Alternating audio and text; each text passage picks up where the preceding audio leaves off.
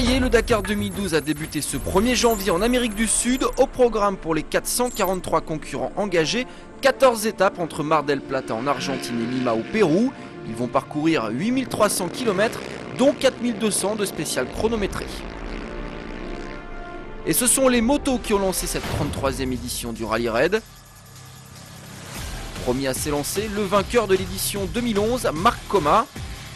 Favori à sa propre succession et visiblement très affûté au guidon de sa KTM, le Catalan débute cette première spéciale sur les chapeaux de roue, établissant rapidement un temps de référence proche de la perfection.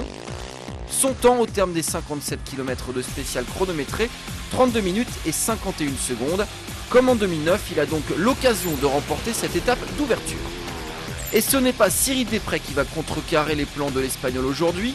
Le Français termine loin à la 13e place à 1 minute 48 de la tête de course. Seul un pilote va réussir à tenir la dragée haute à Coma et c'est un rescapé. Blessé une bonne partie de l'année après une chute au dernier rallye de Tunisie, Francisco Lopez a pourtant réussi une étape parfaite. Dès les premiers coups de gaz, il a tout simplement mis une claque au chrono réalisé un peu plus tôt par Marc Coma. À l'arrivée, le Chilien signe en 32 minutes et 37 secondes sa 6e victoire en Dakar. Derrière Chaleco, on retrouve Marc Coma à 14 secondes et l'Argentin Javier Pizzolito à 27. Chez les autos, la principale nouveauté de cet opus 2012, c'était bien entendu le retrait de Volkswagen, l'épouvantail allemand qui a préféré se concentrer sur ses objectifs en WRC.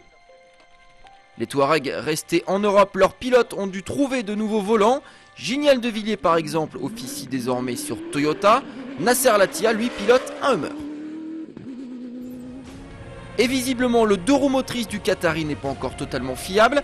Preuve en est, victime d'ennuis mécaniques, le vainqueur de l'édition 2011 termine à 9 minutes et 50 secondes du premier. Giniel de Villiers par contre limite les dégâts. 4e à 15 secondes de la tête de course. Le Sud-Africain va tout de même devoir cravacher pour rester au contact des Mini. Les countryman déjà très au point.